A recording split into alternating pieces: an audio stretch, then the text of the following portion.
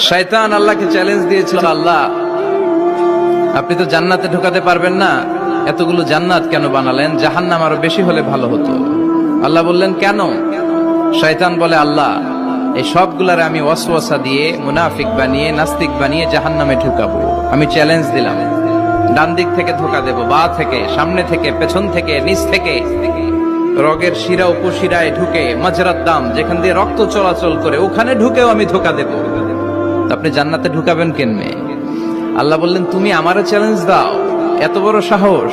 আমি তো সব রাজার বড় রাজা, মহারাজা। চিৎকার করে বলেন ঠিক কিনা?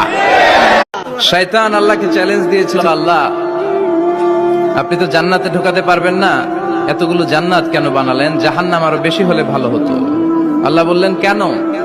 শয়তান বলে, আল্লাহ এই সবগুলারে আমি ওয়াসওয়াসা দিয়ে মুনাফিক বানিয়ে নাস্তিক বানিয়ে জাহান্নামে ঢুকাবো।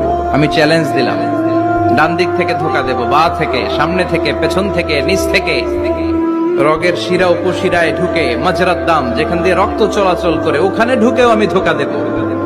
আপনি জান্নাতে ঢুকাবেন কেনমে? আল্লাহ বললেন তুমি আমারও চ্যালেঞ্জ দাও, এত বড় সাহস? আমি তো সব রাজার বড় রাজা, মহারাজা। চিৎকার করে বলেন ঠিক কিনা?